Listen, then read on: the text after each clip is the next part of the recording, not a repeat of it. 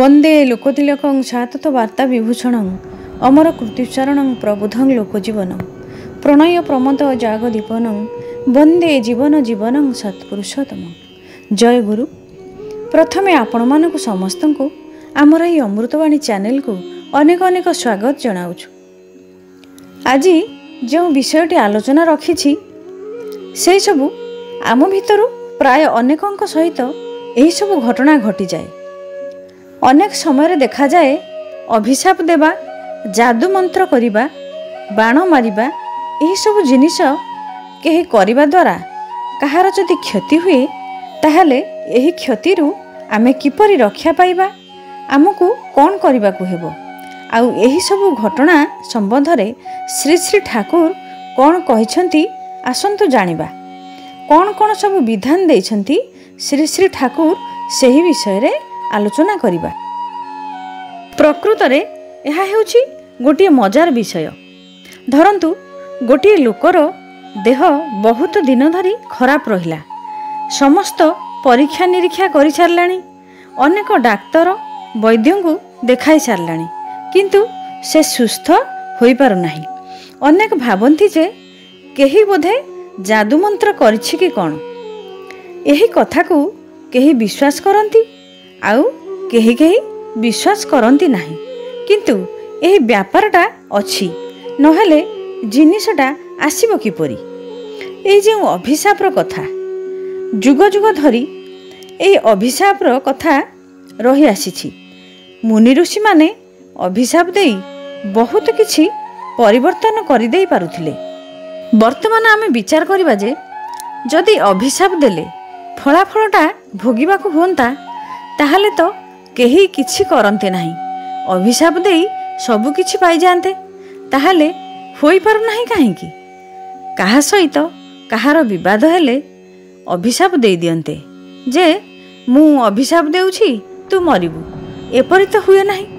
एपरि जदि हुअंता ताहले तो पृथ्वी ध्वंस होई जानता, कारण जहा टिके किछि हेले समस्ते अभिशाप देई दियंते ना।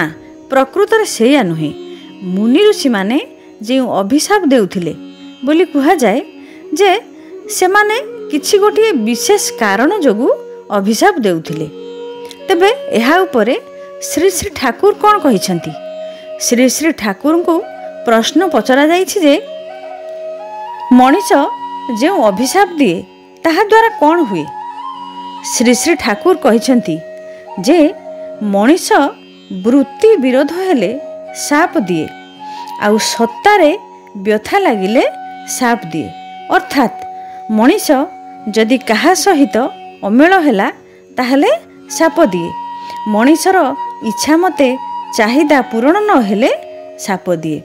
एथिरे किंतु एते किछि क्षति हुए नाही, किंतु सतरे जदि केही अपराध करि थाए, सतरे जदि सत्ता माने आत्मा को व्यथा लगी थाए ताहले किंतु श्री श्री ठाकुर कहिसंती सताए व्यथा लागे दिले साप देले मुश्किल अछि। माने सतरे जदि केही अन्यर सत्ता को अर्थात आत्म सम्मान को व्यथा दिए, आघात दिए ताहले किंतु मुश्किल अछि। अनेक समय रे देखा जाए अभिशापटा पड़ी जाए। सेटा किपरि ना वृत्ति विरोधी आउ सत्ता विरोधी हेले। जड़े भाई प्रश्न करथिले कि आमर जड़े आत्मीय स्वजन बाण मारी आउ झड़ा फुंका करी दुर्बल करी मोते मारी देवा पाई चेष्टा करिछि, जे एहार किछि प्रतिकार अछि ना नाही। एही सब जिनिस प्रकृत रे किछि नाही। एपरि घटनार अनेक दृष्टांत अछि। केही जड़े बाण मारिबा द्वारा व्यक्तिटी गछर अगकू चढ़ी गलानी, तो आउ केही पितल माठिया दांतरे कामुड़ी नहीं गलानी। एपरि सब अद्भुत कथा सुनिबा को मिले। अनेक समय रे देखा जाए अनेक डाक्तर देखिले मध्य बहुत औषध खाइले मध्य किछि हुए नाही। मात्र झड़ा फुंका द्वारा तेल मंत्र करिबा, लुण मंत्र करिबा द्वारा रोगी भल हो जाए। ए सबुर किछिटा सत्यासत्य नाही। यह गोटे दुर्बल आउ रुग्ण मानसिकतार प्रभाव यह उपरे श्री श्री ठाकुर कहते जे यार किपरि प्रतिकार करिबा। श्री श्री ठाकुर कहते जे सकाळ बेला हाथ रे माने आंजुलारे किछि जल नहीं नाम करी ताहाकू पान करिबो ताहले सारा दिन तुमर केही खराब करि परिबे नाही, बरम जे तुमर खराब करबा को आसीबो तार खराब हेबो। एहा रोज सकाळे करिबो। तेणु आमर जे बाणमरा झड़ा फुंका एसबू एकदम नाही कहले हेबनी। सेथिपाई श्री श्री ठाकुर आमको विधान देले जे अजपा नाम हातरे किछि पानी नहीं नाम करी रोज सकाळे पान करिबा पई कहिसंती।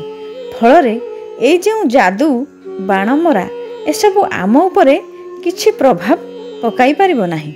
आ गोटे कथा मध्य अछि जे गोटे ग्लास पानी आनी सेथिरे तुलसी पकाई स्वस्तैनी मंत्रटी को अति निष्ठार सहित पाठ करी सेही पानी को पान कले मनीष अनेक आपद विपदरू रक्षा पाई परिबो। श्री श्री ठाकुर को आउ गोटे प्रश्न करा जायछि कि मंत्रर साहाय्य रे मनीषर कौन क्षति करा जाई पारे। श्री श्री ठाकुर कहते जदि केही कॉन्सेंट्रिक अर्थात सुकेंद्रिक न हुए ताहले हुए तो ताहार क्षति करा जाई पारे। से जदि सुकेंद्रिक न हुए ताहले हुए तो मंत्र तंत्र करी तार क्षति करि परिबे, किंतु कॉन्सेंट्रिक हेले केही किछि करि परिबे नाही। कॉन्सेंट्रिक माने गुरुंको उपरे प्रगाढ़ भक्ति इष्टकेंद्रिक हेबा। देखा जाए अनेक समय रे मनीष भय पाए, अत्यंत भयभीत हो जाए। थरे कृष्ण प्रसन्न भट्टाचार्य दा तांको केष्टदा बोली डाकती। से थिले ऋतिक आचार्य। केष्टदा श्री श्री ठाकुर को प्रश्न पचारुछंती, ठाकुर नामर शक्ति केते? श्री श्री ठाकुर कहउछंती, केष्टदा परीक्षा करी देखंतु तो नामर शक्ति केते आउ आपणकर आटम बमर शक्ति केते? केष्टदा कहिथिले नामर शक्ति आटम बमर शक्ति ठारू बेसी ठाकुर। तेणु जे सकाळ संध्यारे प्रार्थना ठीक मते इष्टभृति करे तार एही प्रकार कौनसी क्षति केही करि पारंती नाही। तेणु एहीपरि अजस्र अजस्र घटनार उदाहरण अछि जे इष्टभृति करिबा द्वारा अनेक आपद विपद कटि जाई थाए। श्री श्री ठाकुर कहिसंती, जेते आसु आपद विपद जेपरि हेउ प्राण इष्टभृति आणे ही आणे सबुरी परित्राण। तेबे आजी आमे खूब सुंदर भाବରେ जानिनेले जे अभिशाप जादू बाणमरा एसबू जदि हुए ताहले ठाकुर आमको जो नाम देले सेही नाम करी प्रतिदिन सकाळे आमे जदि पानी पीबा तेबे आमर आपद विपद अनेक किछि कटिजिवो। मु देखिबारे आमर पड़िशा घरे जनकर छोट छुआटी होईछि। से केतेबेले ताको कौनसी बारण करंती नाही। अमावास्या पूर्णिमा संक्रांति जेतेबेले पारंती ताकू सबुआडे तार परिवार लोक नेकी जाती। पड़िशार अन्य लोक माने कहती जे एते छोट छुआ ताको सबुआडे नेकी जाउछ, झड़ा फुंगा कर, लंकार झाड़ी पोड़ी दियो। से किंतु शुणती नाही। कहती कहीं जुआडे जीवार थाए सकाळ बेला सबुबेले आमर ए स्वस्तैनी मंत्र पढ़ी जल पियाई दे थाउ। तापरे आसिला परे पुणी स्वस्तैनी मंत्र पढ़ी जल ताकू पियाई तार देह मुंड बोली देउ। छुआर किछि भी हुएनी। सेई छुआटी को 1.5 वर्ष हेलाणी तार किंतु देह मुंड किछि भी खराब हुए नाही। तेणु आमर ठाकुर अछंती आ ठाकुरଙ୍କ प्रति आमर विश्वास अछि। एहा हेउची आम मानकर विशेषत्व। आ झड़ा फुंका जादू अभिशाप ए सब जिनिस को आमे कौनसी भय करिबा दरकार नाही। आज आलोचनाटी को एठी रखुची। आलोचनाटी किपरि लागिला निश्चिंत कमेंट माध्यम रे जणाइबे। रहिली। जय गुरु।